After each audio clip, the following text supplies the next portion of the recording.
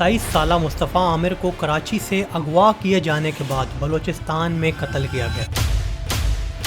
ملزم کے خلاف 12 سے 13 کیسز ہونے کے باوجود جج نے اس کا ریمانڈ مسترد کر دیا اور بجائے اس کے کہ ریمانڈ وارنٹ کو پکا کیا جاتا، عدالت نے مقتول مصطفیٰ عامر کے خلاف ہی ناقابل ضمانت وارنٹ جاری کر دیے۔ اینٹی نارکوٹک فورس کی تفتیش کے دوران مصطفیٰ کے قبضے سے 30 گرام منشیات برآمد ہوئی تھیں۔ یہ ایک کیس پاکستان کی بڑی منشیات ڈیلنگ پارٹیز کو بے نقاب کر دیتا ہے۔ مصطفیٰ عامر اگرچہ خود بھی منشیات کے کیسز میں ملوث تھا، لیکن اس کے ساتھ جو کچھ ہوا کیا وہ جائز تھا؟ ہم اس کیس کا مطالعہ کریں گے اور سمجھنے کی کوشش کریں گے کہ پردے کے پیچھے یہ پارٹیاں کیسے چلتی ہیں جو مصطفیٰ جیسے نوجوانوں کو گروم کرتی ہیں، اور ہماری اتھارٹیز ایسے کیسز سے نمٹنے میں ہمیشہ پیچھے کیوں رہ جاتی ہیں۔ 6 جنوری 2025 کو مصطفیٰ عامر اپنے دوست ارمغان سے ملنے کے لیے گھر سے نکلتا ہے۔ گھر سے نکلنے سے پہلے اس نے اپنے ایک دوست کو وائس نوٹ بھی بھیجا کہ وہ ارمغان کے گھر جا رہا ہے۔ رافع بھائی میں تھوڑی دیر ارمغان کے گھر جا رہا ہوں، وہی کالے کے۔ مصطفیٰ اپنی ٹویوٹا مارک ایکس گاڑی میں بیٹھ کر نکلتا ہے، لیکن واپس کبھی گھر نہیں آتا۔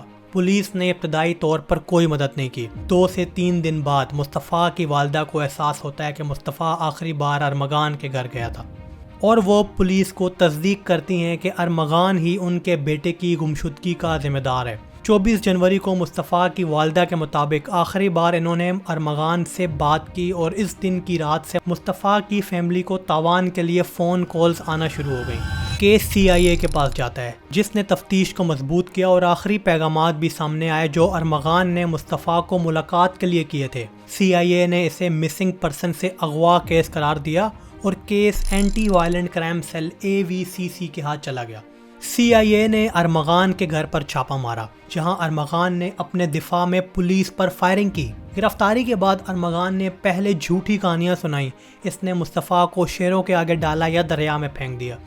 CIA کو ارمغان کے گھر سے مصطفیٰ کا فون، متعدد آٹومیٹک رائفلز، 60 سے زیادہ لیپ ٹاپس اور DNA سیمپلز ملے۔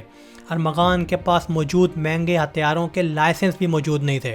پوسٹ مارٹم اور تفتیش کے دوران یہ معلوم ہوا کہ 12 جنوری 2025 کو ایک نامعلوم لاش ایک کار میں پائی گئی تھی، جسے 16 جنوری 2025 کو کماڑی قبرستان میں دفنا دیا گیا تھا۔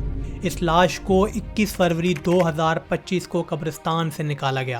11 DNA سیمپلز لیے گئے اور پوسٹ مارٹم کروایا گیا، جس کی حالت شدید خراب ہونے کی وجہ سے موت کی وجہ معلوم نہیں کی جا سکی۔ ارمغان کے بنگلے سے ملنے والے DNA سیمپلز کا جب اس نامعلوم لاش کے سیمپل سے موازنہ کیا گیا تو DNA ٹیسٹ میچ کر گیا اور لاش کی شناخت مصطفیٰ عامر کے طور پر ہوئی۔ تفتیش کے دوران ارمغان اور اس کے ساتھ ایک اور شریک شخص شیراز کو انسداد دہشت گردی عدالت ATC میں پیش کیا گیا، جہاں ان کا جسمانی ریمانڈ دیا گیا۔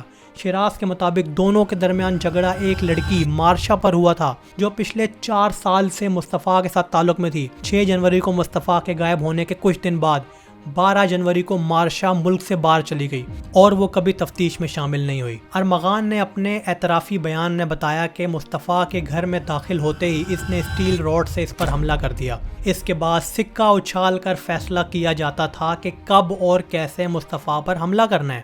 مصطفیٰ کو اس کی گاڑی کی ڈگی میں بند کر کے بلوچستان ہب لے جایا گیا۔ ڈگی کھولی گئی تو مصطفیٰ کی حالت بہت بری تھی۔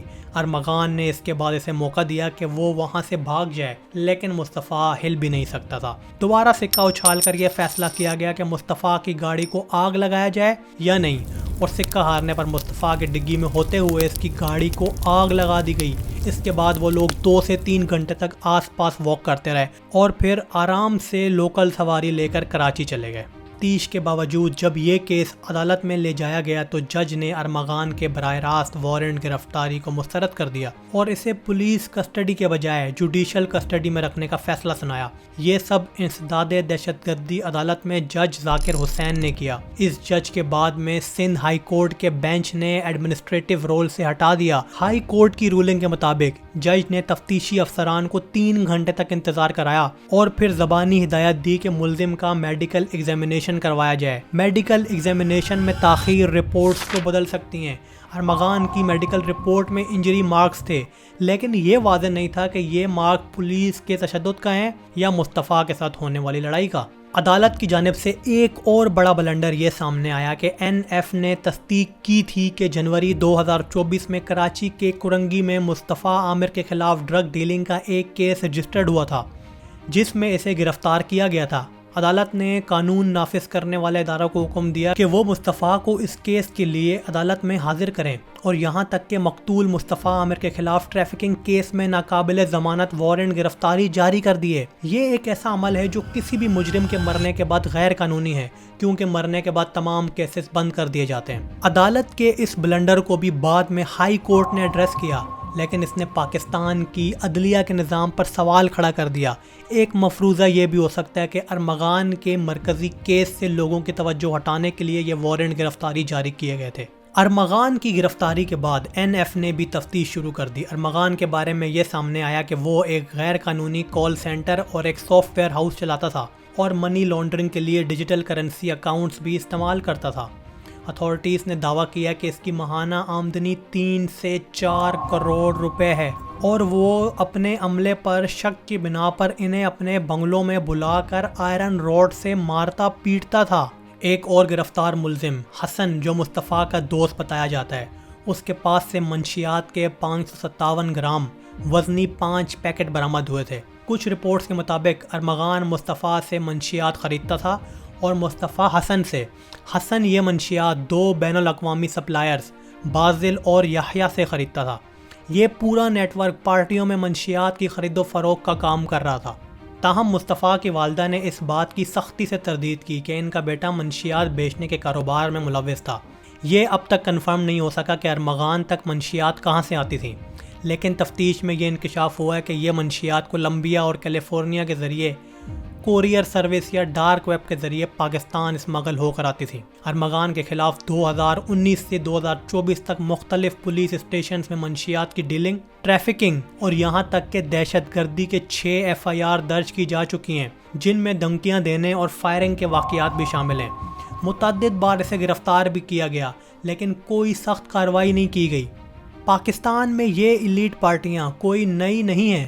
یہ کاروبار اتنا مضبوط ہے کہ کوئی بھی طالب علم آسانی سے اس دلدل میں پھنس سکتا ہے. آج کی نسل کے لیے لائف اسٹائل اور سوشل میڈیا بہت بڑی چیز بن چکی ہے. امیر طلباء کے حلقوں میں منشیات کا استعمال کول سمجھا جاتا ہے اور اس میں ملوث ہونے والے کو فرسودہ قرار دیا جاتا ہے. ایک سروے کے مطابق کراچی، لاہور اور اسلام آباد جیسے شہروں کے ایلیٹ تعلیمی اداروں کے تقریباً 50% طلباء منشیات کے عادی ہیں، اور ہر 10 میں سے ایک یونیورسٹی کا طالب علم ایڈکٹڈ ہے. جب یہ طلباء کو افورڈیبل قیمتوں پر آسانی سے دستیاب ہوں گی تو وہ ان نیٹ ورکس کا شکار ہوں گے. یہ ایک پوری چین ہے جہاں پہلے بچوں کو گروم کر کے منشیات کا عادی بنایا جاتا ہے اور پھر ان سے ہی خرید و فروخت کا کام کروایا جاتا ہے، اور آہستہ آہستہ وہ دیگر جرائم میں بھی شامل ہو جاتے ہیں. ہمارے ادارے اس سب کا مقابلہ تب تک نہیں کرتے جب تک کسی کی جان نہیں چلی جاتی. این ایف اور منشیات کے سخت قوانین کے باوجود ہائی پروفائل کنیکشنز کی وجہ سے ملوث افراد کے خلاف کوئی کارروائی نہیں ہوتی. پاکستان میں منشیات کا کاروبار پروفیشنل سطح پر چلتا ہے، جہاں سیاستدان اور سیلیبریٹیز ملوث ہوتے ہیں، اور جہاں سیاستدان ملوث ہوں وہاں قوانین کام کرنا بند کر دیتے ہیں. کرپشن بھی ایک اہم مسئلہ ہے، کیونکہ پولیس فورس خود پاکستان کا سب سے کرپٹ ادارہ ہے. جرم ہونے پر سب سے پہلے پولیس کے پاس جایا جاتا ہے، لیکن یہاں تو پولیس کا یہ حال ہے تو سوچیں عدلیہ کا کیا حال ہوگا. یونیورسٹیز اور کالجز میں مافیا کے خلاف سخت کریک ڈاؤن کیا جائے اور سپلائی چین کی اصل سرگنا کو گرفتار کیا جائے. اسٹریٹ لیول کی گرفتاریوں کے بجائے مین نیٹ ورک کو ختم کیا جائے. اسکولز اور یونیورسٹیز میں منشیات کے نقصانات سے متعلق مہم چلائی جائے تاکہ طلباء کو اس کے نتائج کے بارے میں معلوم ہو سکے، اور جو نوجوان پہلے سے پھنس چکے ہیں ان کے لیے آسان قابل رسائی بحالی مراکز بنائے جائیں.